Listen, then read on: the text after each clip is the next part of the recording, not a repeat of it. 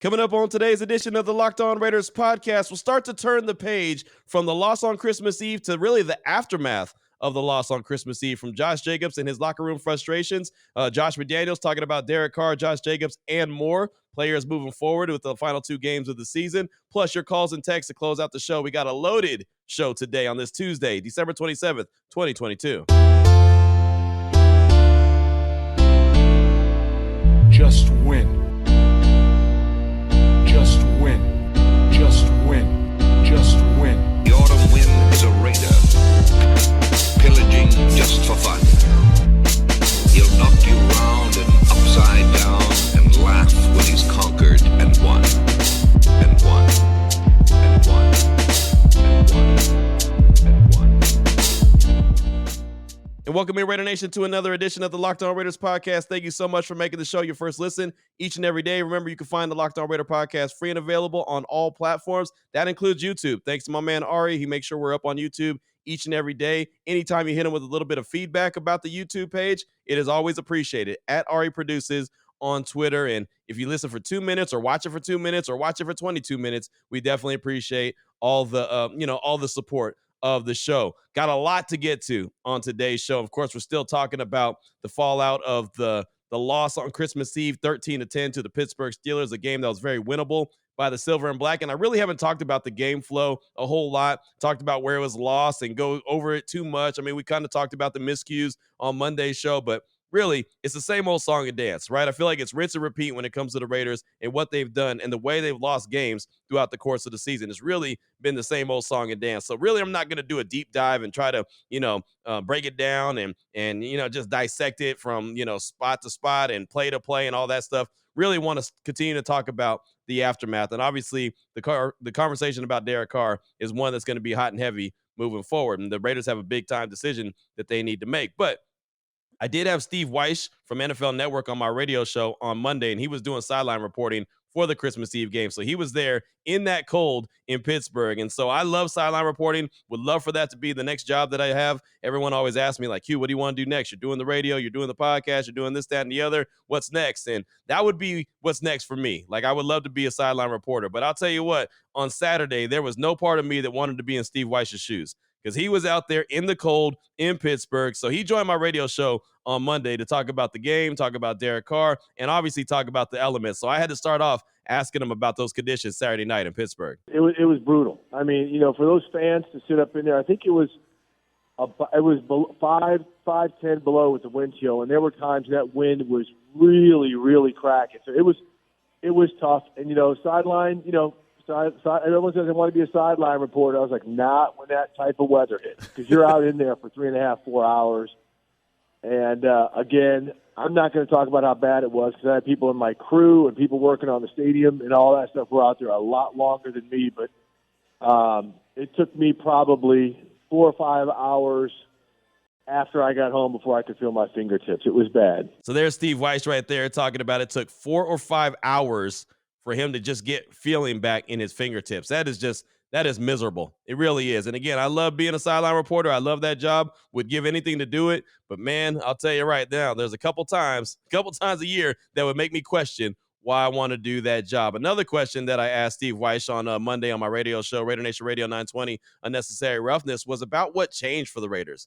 They scored on their very first drive, went right down the field, looked good doing it. I thought, okay, man, they're going to have no trouble in that cold. That weather is not going to be a problem. They're going to make some things happen. Then they never sniffed the end zone again. So in his opinion, what changed from the first drive throughout the rest of the game? Well, the first drive of the game, I just think that they caught, the Steelers, with some stuff the Steelers had not seen on film. I mean, Renfro just made an incredible catch and then run after catch on that touchdown. And, they were really good with the short passing game, mixing in some runs, kind of nickel and dime, death by paper cut. The execution and the timing was really good.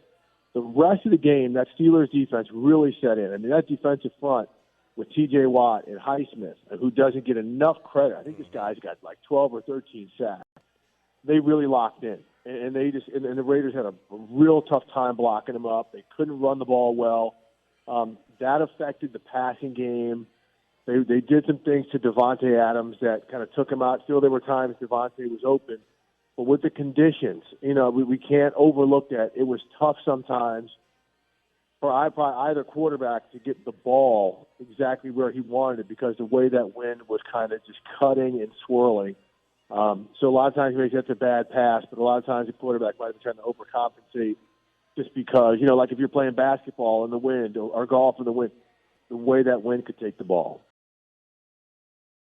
So there's Steve Weiss just giving his thoughts on what he felt like changed for the Raiders and why they ultimately lost the game. They just couldn't get anything going. Really kind of gave the Steelers a surprise attack when they started the game, but wasn't able to sustain that. And really, the Steelers and their defensive line had a lot to do with that, as they had a lot of penetration and really made life miserable for Derek Carr trying to throw the ball as many times as he did. Now, also on Monday, had an opportunity to talk to head coach Josh McDaniels at the Intermountain Healthcare Performance Center. Later on today, we'll talk to offensive coordinator Mick Lombardi and also defensive coordinator Patrick Graham. So on tomorrow's show, we'll definitely have some sound bites from that. If there's anything really good said, we'll definitely bring that to the table. But when we talked to Josh McDaniels, it was a lot of conversation about Derek Carr, and you'll actually hear that coming up in segment number 2. And there was also a lot of conversation about Josh Jacobs. So my question to Josh McDaniels was about the game flow of the game. Did he feel like as he was calling the plays that it just kind of went away from handing the ball to Josh Jacobs, because he didn't get the carries in the second half, didn't really get a whole lot of production, only had 15 carries on the whole game, and most of that was on the first drive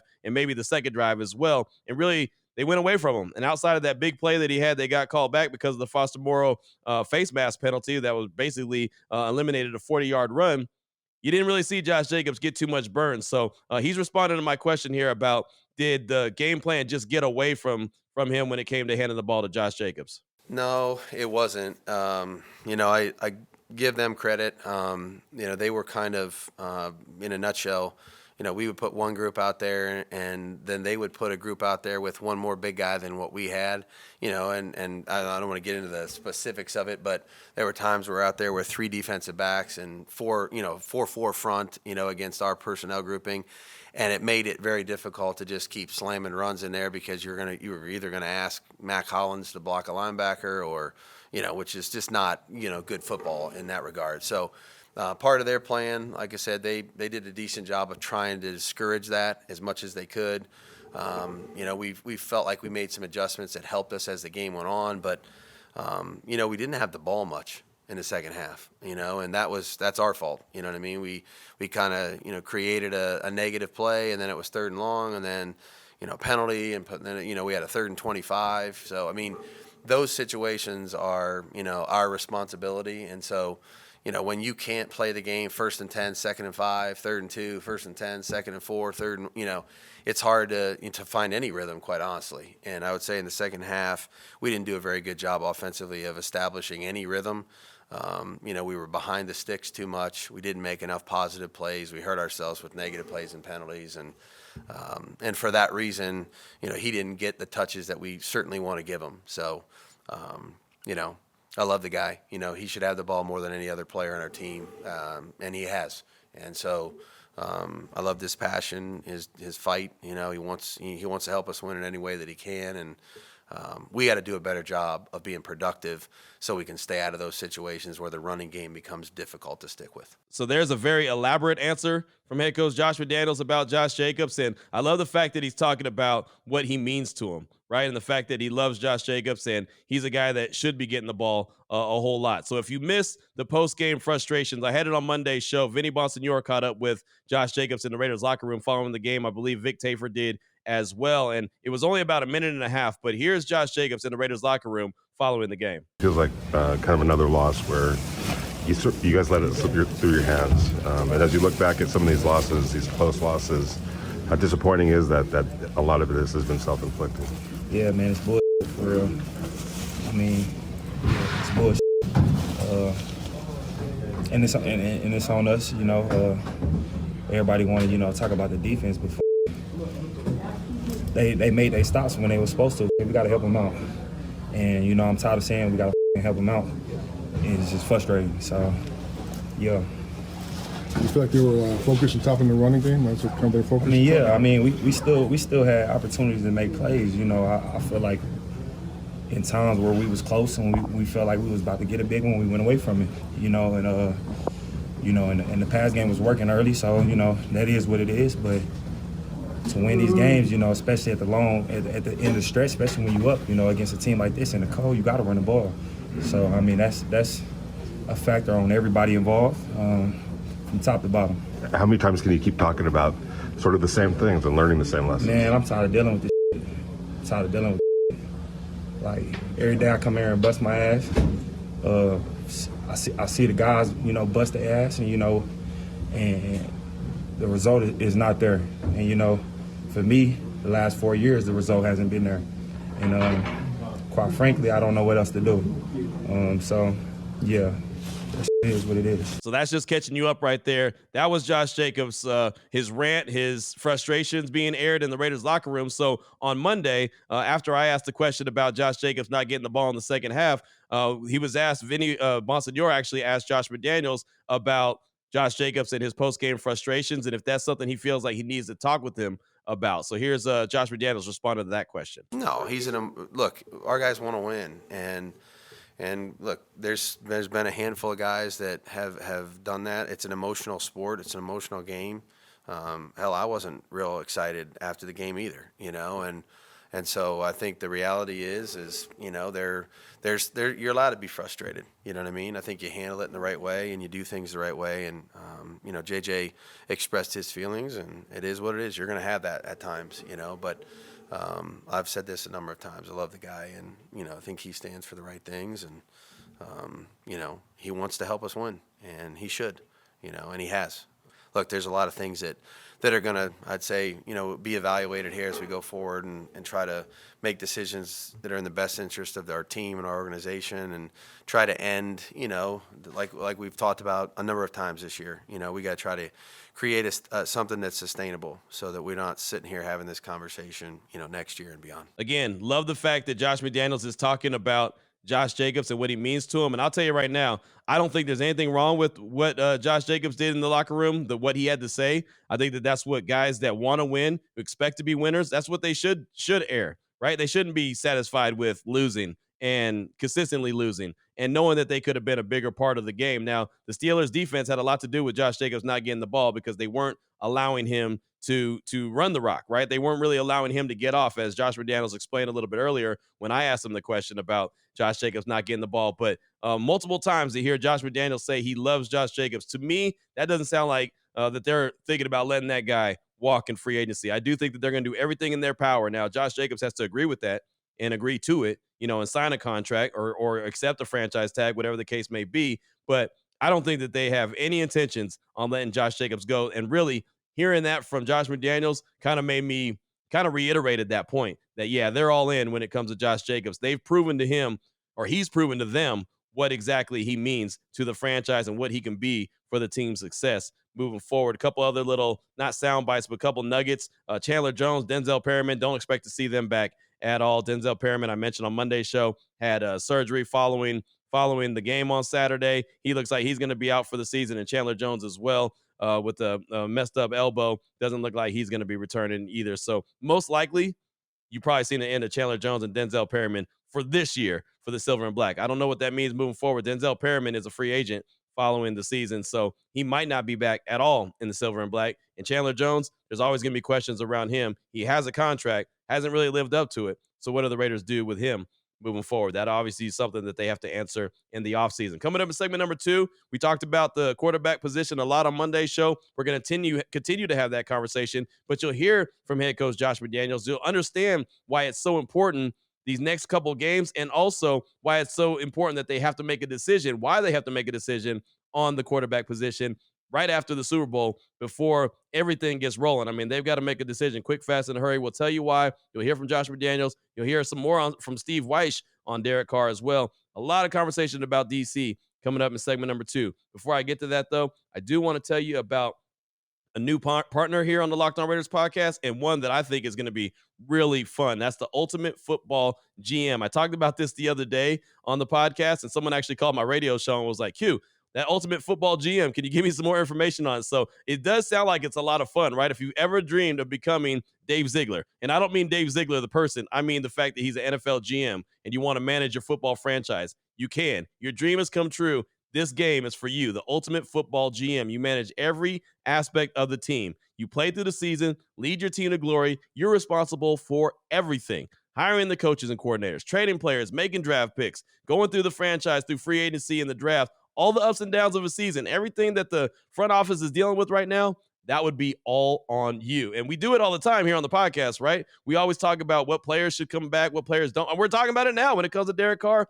and the quarterback position. So this would all be on your plate with this game, the ultimate NFL or ultimate football GM, excuse me. All listeners of the Locked On Raiders podcast can get 100% free boost to their franchise when using the promo code Locked On. It's all caps. It's in the game store. It's Locked On, all in caps. Make sure you check it out today. Download the game. All you got to do is visit ultimate-gm.com or look it up on the App Store. That's ultimate-gm.com. Ultimate Football GM. Start your dynasty and have fun today. All right, Raider Nation, here we go. Segment number 2 of today's Locked On Raiders podcast. Want to continue the conversation when it comes to Derek Carr. And this is not a conversation that we're going to have each and every day, but it is pretty important, especially over the course of the next couple games. It's not just at the end of the regular season, which is what a lot of people are thinking about and thinking, well, they don't have to make a decision until after the Chiefs game. And that's not necessarily 100% true. And the reason is Derek Carr has an injury guarantee in his contract. So if he were to get hurt in this game against the 49ers or the game against the Chiefs,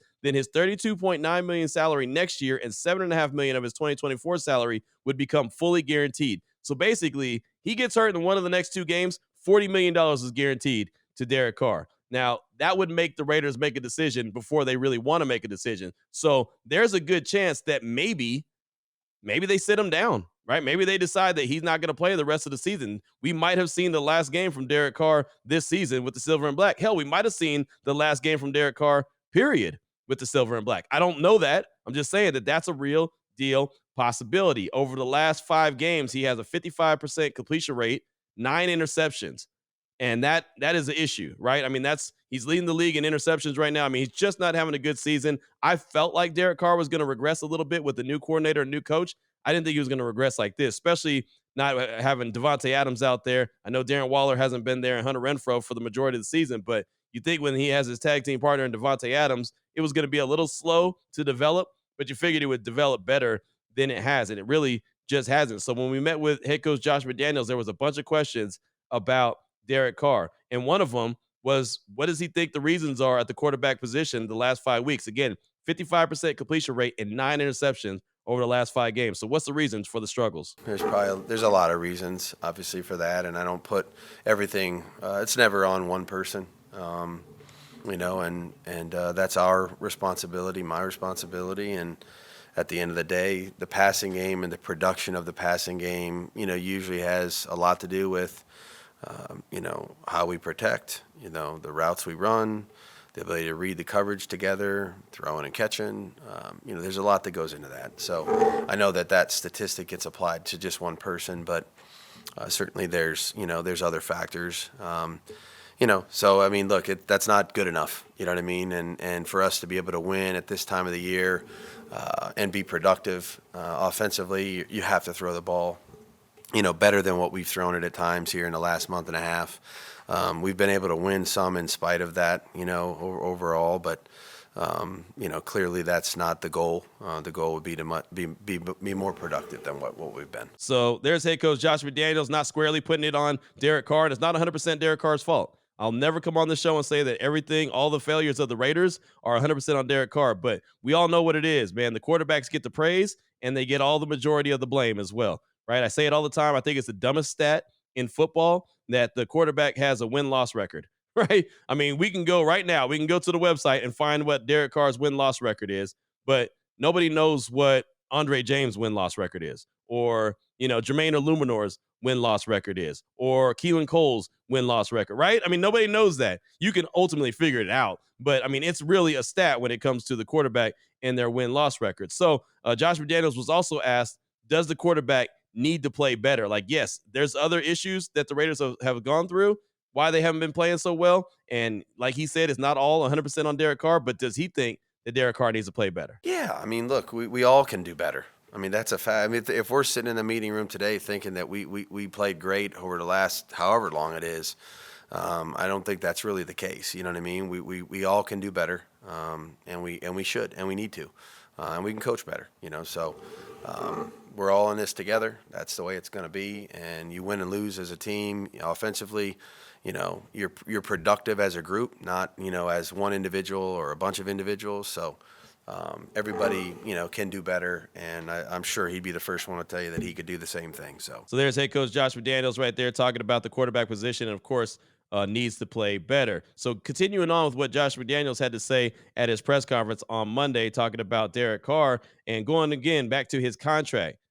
Playing the next 2 games, they have to think about this. So again, I said it: $32.9 million salary the next year's deal, and $7.5 million of 2024 salary will become fully guaranteed if he gets injured. So here's McDaniels on his contract as it pertains to playing the next 2 games. And then you'll also hear a follow-up from Vinny Bonsignore. Yeah, I think there's a lot of things that are going to go into that bucket once we kind of sort through after tonight. There's other things too. We have guys that, Divine, is that worth playing, not playing, coming off IR, it's the guys that got injured, here this week or have some things that are nagging them. I think there's a lot of things that you start to, talk about relative to taking care of the people that are dealing with things like that, injuries or contracts, what have you. I think you got to consider all that stuff. We just got back in this morning, So we're going through the game. We're going to coach the game and correct all the things that need to be corrected. The reality is we haven't had any conversations about those things yet.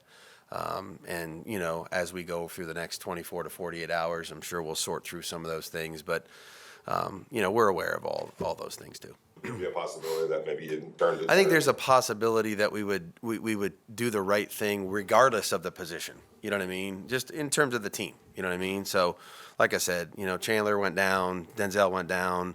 Rushing those guys back. Divine is another one. There's a lot of things that could go into this.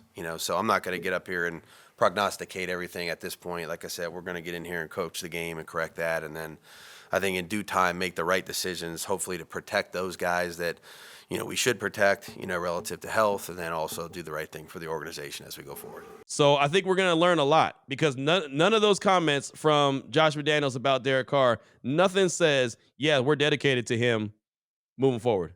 Nothing says, yeah, he's going to be our starting quarterback next season, right? So when anyone reports, like Vinny Bonsignore or Vic Tafur or anyone else reports and says, hey, there's decisions being made on Derek Carr, that's not BS. That's not clickbait. That's not just trying to get you going. That's a real deal possibility. There's never been a time that Josh McDaniels said, yes, Derek Carr is our quarterback moving forward.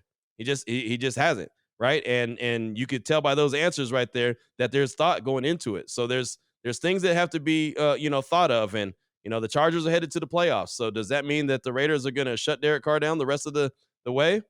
Is it going to be Jarrett Stidham's season the last 2 games and protect Derek Carr so he doesn't get injured, so they don't make that $40 million decision for the Raiders? Are they allowed to do it themselves?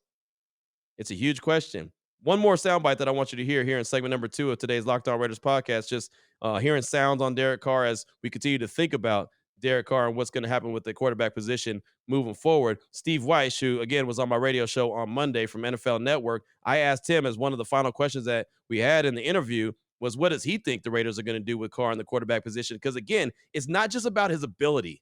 Like, I want to make that perfectly clear. It's not just about his ability, how he throws the rock, wins, losses, touchdowns, interceptions. It's not just about that. It's also about the business side of things, which is what a lot of people have to realize. So here's Steve Weiss talking about what decision he thinks the Raiders will make with Carr. Really tough call. I think it's a really tough call. It could be something where you say, hey, look, we've seen this. We've seen it long enough. Let's move forward. But then what's the next option? Right. Are you going to go ahead and say, okay, we're going to go they don't have a first-round draft pick, I don't believe. I think they traded that for Devontae Adams. So they got one this year. They got one this year? Okay. Yeah. So are we going to try to go that route with a young guy? Are we going to try to get another veteran in here? Like, what is the plan B? And I'm sure they're thinking through all of this right now because there's going to be a lot of competition for veteran free agent quarterbacks this year.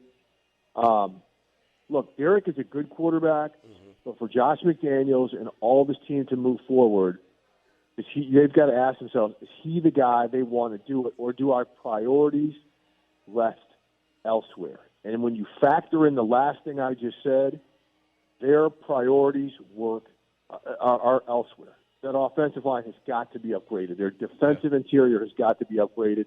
That secondary has got to be upgraded. I think those are all priorities over quarterback, but because of the money and because of the fact that the Raiders have been on such a prolonged hamster wheel, I think that quarterback situation with Derek will be something that's front and center. So it's not as easy as a lot of people think. And I know a lot of folks have really good ideas. And, I've said it before that I thought that the Raiders were going to address the quarterback position following the season. I thought that they were going to go ahead and rock with Derek Carr and then draft a guy and let him sit behind him. But because of those financials, it might not be the way that the Raiders are looking at it like they really want to do.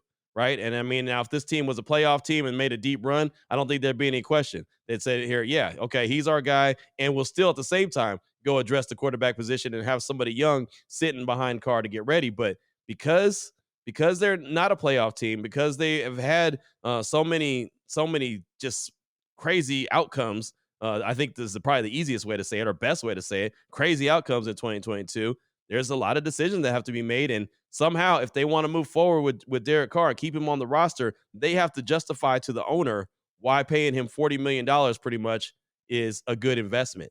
That's the part, the business side of things, that a lot of people don't think about. We'll get your thoughts, though. Your calls and texts. Even got a tweet coming up, segment number 3, 707-654-4693. Before I get to that, though, I do want to tell you about Prize Picks. And Prize Picks is daily fantasy made easy. You're not playing against anybody. It's just you versus the projections. You can win up to 10 times your money on any entry. You pick 2 to 5 players. If they score more or less than their Prize Picks projection, boom, you win just like that. Again, no competing against others. You versus the projections available. And they have all kinds of different sports: NFL, NBA, NHL, PGA, college football. Of course, bowl season's going on right now. The playoffs are right around the corner. College hoops, women's college hoops, whatever the case may be. WNBA, the Aces will be back in action sooner rather than later, right? It's all right there at Prize Picks. Entries can be made in 60 seconds or less. It's that easy. Safe and fast withdrawals. Currently operational in over 30 states and in Canada. All you got to do is download the Prize Pick apps or go to prizepicks.com to sign up and play daily fantasy sports. First-time users can receive a 100% instant deposit match up to $100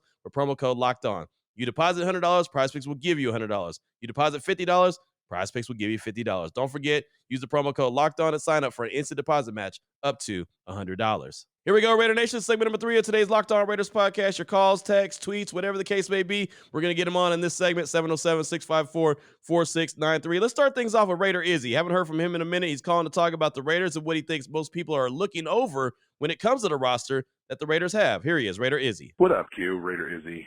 A little late, but just kind of catching your show from Monday. Wanted to throw something out there that I think we're kind of overthinking something here. In regards to Carr, I totally agree. It's time to move on. Totally appreciate everything the guy's done. Obviously, I wouldn't even be shocked if he goes somewhere else and has, winds up winning that damn Super Bowl. But it's time to move on. Something we're really overthinking here.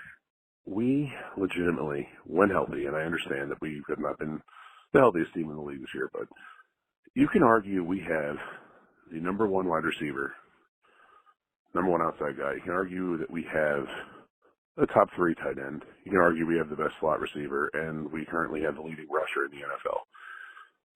We have ridiculous weapons, okay? We don't need to spend $40 million on a quarterback, especially the one that's going to do what Carr's been doing.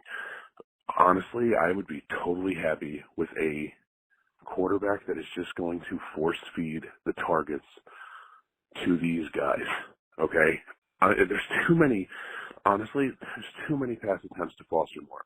There's too many pass attempts. Even Keelan Cole, like Mac Hollins, come on, man. Like, we have legit targets. And again, I totally get it that, Renfro's been hurt and Waller's been hurt. I understand that.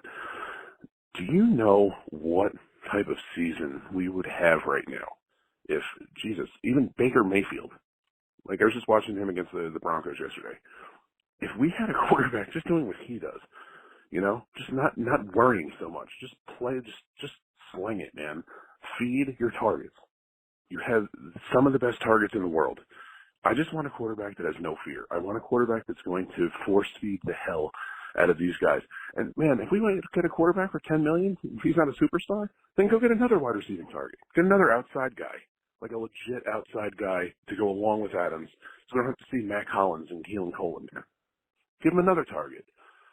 And just make it even easier. And just get a quarterback that's young and naive enough to just feed the targets. And stop being so damn worried about everything. It would just be incredible, and I think the results would really surprise a lot of people. You know? And even Mayfield, he's even a free agent next year. Gardner Minshew, he's another one. He's not going to cost much. He's another one's free agent next year. These guys don't play scared. And no, they're not the best quarterbacks in the world. And no, I'm not saying that's the solution to everything. But, like, these guys would perform better, and we would have a better record with them right now than we have with Carr. So, honest opinion. But anyway, love the show as always, bro. Later. Thank you, my man, for the call. And I'm with you on the don't be afraid moment. Like, you want to have a quarterback that's not afraid to make a mistake, who trusts what he's out there doing. And I feel like at times Derek Carr is trying to be too cautious and too perfect. And at that position, you just can't be that guy. I'm not saying be reckless. There's a fine line, right? And that's what separates the good ones from the great ones. The great ones know how to dance along that fine line of how to be decisive, go out and make plays, and then some just want to be real cautious. And you make a point with Derek Carr and him trying to be too perfect. Now, I will say I don't agree with just getting anyone, right? I mean, you don't want a $10 million quarterback because if you know what they say, you get what you pay for. That's what you'd get. You get a $10 million quarterback. That's what you get paid for. There's a reason why Baker Mayfield was available. Gardner Minshew is a backup at best. If Jalen Hurts had been in there on Sunday when the Eagles played the Cowboys, or Saturday, excuse me, the Eagles won that game. There's no doubt. But the Cowboys won because Gardner Minshew was in there. He's a backup. Jacoby Brissett, he was replaced by Deshaun Watson for a reason. The Cleveland Browns chose to give Deshaun Watson all that money, gave up all that draft capital, brought in a guy with all that baggage over Jacoby Brissett for a reason, right? I mean, so it's not just, you can't just throw anyone out there. Yeah, the Raiders have weapons, but if you can't get on the ball, it don't matter. You do need a good quarterback. So I disagree with you when it comes to just about getting anyone. You got to get someone who's good, right? Whether that's a young dude or a veteran that's already proven, you got to make a decision. But thank you so much for that call, my man. Like I said, it's always good to hear from you. Next up, got a text from Raider Don in Rochester, New York. Says, Q, as always, you're doing a great job, especially covering this sorry bunch of underachievers lately. As I was watching the Pittsburgh game, my son asked me, Dad, why do we suck so much? Thinking about it in 2023. What I would do, gut the offensive line except for Miller and Parham. Draft a young quarterback with a lot higher ceiling than Carr. Also draft a dominant defensive tackle. Fill your middle round depth with cornerbacks and linebackers, where we seriously lack talent. Go after defensive line and safety and free agency, along with a veteran right tackle. When you break the huddle consistently with 5 seconds and do not have time to audible, there's a fundamental problem. Either the players do not get it or the system is too complicated. No adjustments after halftime, week after week, and again, the offense was predictable and stale in the second half. We really need to get to work to have any chance of success in 2023. I know based on the money, we're stuck in the same staff next year, but can we get some talent help here? Raider Dan in Rochester, New York. Thank you so much, Raider Dan. I actually called you Raider Don originally. I'm sorry about that. Raider Dan, thank you so much for that text. And I mean, that could be a way of going about it, right? I think Parham is good. I really do. Colton Miller, of course, you know what you have there. They very well, they do need to upgrade the offensive line.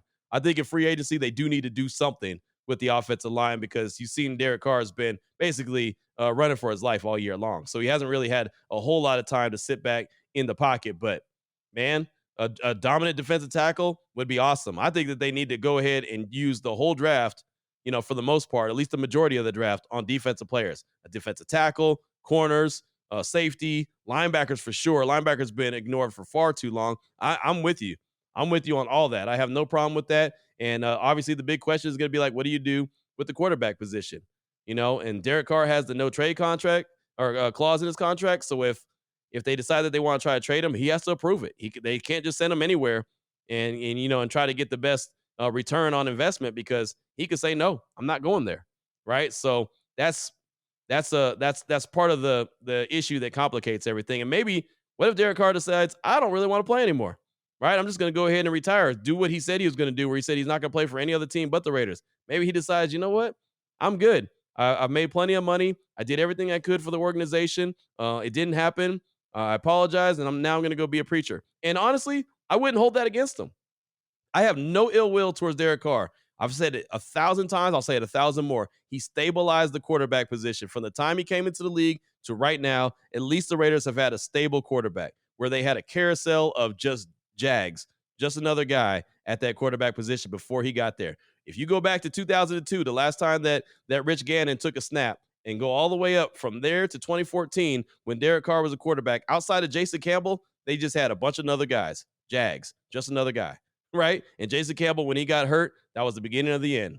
I thought that they had found something with Jason Campbell, but it just obviously didn't work after he got hurt. So, yeah, again, that's why we're having the conversation. And again, it's not a conversation we're going to have each and every day. That gets old. I'm not going to do that. But it's something, especially until we know who's starting this week against San Francisco. Is it going to be Stidham? Is it going to be Carr? I think there's a lot to dissect there. So we will find out sooner rather than later. If Carr sits in this game, he's going to be done for the rest of the year and potentially done for his career. Up next, got a call from Marcus in Phoenix. He's calling to talk about Derek Carr and what he thinks the Raiders should do with him moving forward. Here he is, Marcus in Phoenix. What up, Q? This is Marcus in Phoenix. Just giving you a call, man, on this whole crazy season. I honestly don't know what to do with Derek Carr. I think the solution pretty much has to be you bring him back, but you draft someone high, first, second round, third round at the latest, with pure talent. You find the most talented guy, you trust your ability to develop him, and you draft the guy. I've been the biggest Derek Carr supporter there is. I've always been a realist, but I also understand that quarterbacks don't grow on trees. We're not going to magically get the next, early stage Russell Wilson in the third round or anything like that. Those things are 1 in 100 chances they don't happen. So we're kind of locked in. But at this point, we just have to do better. We have to do better at quarterback. Josh McDaniels broke Derek Carr, but Derek Carr is now broken. He's indecisive. He's not even accurate. Looks like, I know we have a lot of plays where there's only 2 receivers in a route. I don't understand that in the NFL, but that's the offense we have. And like you always say, we're not getting rid of Josh McDaniels after 1 year, so we got to make it work with Josh McDaniels. And I'm at the point where I'm okay to move on from Derek Carr. But as you stated, Devontae Adams is not playing with some bargain basement quarterback. He's not. And also, we're paying Waller $18 million and Renfro $16, something like that. You can't have a learn on the job quarterback with those kind of assets spent on your weapons. Not to mention what we'll be probably franchising Josh Jacobs at. So again, bring Derek back, try to make it work with Derek, hope he improves, but ridiculously hedge your bets and hope for some development out of a quarterback you bring in, or find one of these reclamation projects, maybe a Baker Mayfield, and I'm giggling, but I'm serious, or a Sam Darnold, or a Trey in San Francisco, or a Love in Green Bay, but you find somebody with talent, you develop him, and you hope that they can take the mantle from Derek. Take it from him. You don't give it to him. Someone needs to come take it from him. Thanks, Q. That's all I got. Marcus, thanks so much for the call, my man. Drafting and developing would be ideal. That would be absolutely, and that's kind of what I've been thinking all year long that they were going to do. But, man, the issue is the money that's owed following the Super Bowl, right? Do you pay Carr and draft a guy right now? If you do, the Raiders are selecting, and 9th overall right now, right? That's where they would be picking if the season ended today. They'd be the 9th overall pick. That's not high enough to get one of the top 3, in my opinion. Bryce Young, C.J. Stroud, or Will Levis. I'm not sure if anyone else later in the draft, the 4th, 5th, 6th, 7th best quarterback, is really a franchise guy. And I know there's always guys that slip through the cracks and end up being that guy, like Jalen Hurts made it to round 2 and is really good. Russell Wilson, brought him up. He's in round 3. Get that. But it doesn't happen all the time. Dak Prescott was a 4th round pick. I get it. A compensatory pick on top of that. Doesn't happen all the time, though. And I look at and I haven't deep dove into the draft yet, but I look at those top 3, Bryce Young, C.J. Stroud, Will Levis. Those are the best 3 quarterbacks in the draft. And I don't think right now the Raiders are sitting where they need to be to get one of those guys. That doesn't mean they can't move up. But, again, if you move up, then you're getting rid of and you're using some of the draft capital to have the ability to trade up and go get one of those guys. Again, that's just something that you have to decide as an organization if that's what you want to do. Dave Ziegler has a lot on his plate to figure out between now and the end of the season and obviously right after the Super Bowl as well. But if they sit Carr for the final 2 games of the season, that'll probably tell you all you need to know about the future with the team. I got a tweet from Lightning McQueen at TMC Sean 14. He said, my answer for the pod, Give me Hendon Hooker in this year's draft, Q. Seems like the writing's on the wall with Carr. Regardless if we keep him or not, that's my answer for the future. But what do I know? LOL. Sincerely, a frustrated Raider fan. Again, Lightning McQueen at TMC Sean 14 on Twitter. And Hendon Hooker is the young man from Tennessee who tore his ACL. So if the scenario was draft a young guy and let him sit behind Carr, that would be an ideal situation because he wouldn't have to play this year, right? You could let him get 100% healthy. I wasn't 100% sold on Hendon Hooker, the passer, right? I know he put up some big numbers at Tennessee before he tore his ACL, and obviously he can run. He's mobile. He's not a Lamar Jackson type runner, but he's mobile. I just wasn't sold on him as an actual complete passer, and that's something that has to be addressed, right? Do you feel comfortable with him as a QB? You know what I mean? Like a guy who could sit in the pocket and just throw the ball around the yard, like what Jalen Hurts. Jalen Hurts had to overcome that when he came into the league. A lot of people said, yeah, he's not that good of a passer, but he can run. Well, he's gone out and proven that he can throw the rock. What's Lamar Jackson dealing with right now? Oh, he doesn't throw the ball that well, even though he threw for a monster number of touchdowns, monster number of yards. Yeah, but he runs and people think all he does is run. So Hendon Hooker, again, he's not Lamar Jackson where it's going to be run around the yard like he does, but he has the ability to be mobile. Question is, do you want, is he, I don't know, man. I'm just not 100% sold on him as a complete passer. Obviously there's a couple other guys. The young man from UCLA is a nice quarterback. Just man, I just think that when the Raiders go make a move, you got to get the guy that you feel so comfortable with. So I don't know if it's a veteran that they go get that's a potential bridge guy. I don't know, right? I mean, I've had people hit me up and say Jordan Love for Green Bay. Okay, well, he's a free agent after the 2023 season. So one, you'd have to trade with Green Bay, so you're giving up draft capital. You probably have to give him a contract extension or at least make a decision on the 5th-year option, right? I mean, so there's a lot, and then you don't really know what are you getting from a guy like Jordan Love, right? I mean, that guy, he has a very small sample size of work in the NFL, so you really don't know what you're getting. You can go and give up all the draft capital, give him a nice contract, and then all of a sudden him turn out to be not worth the salt. And you're thinking, yeah, now what?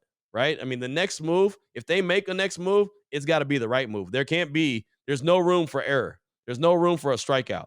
If they make a move at that QB position, the most important position on the football field, they have to hit it. It's got to be a home run. They've got to get it right. They don't get it right, it will set the franchise back again.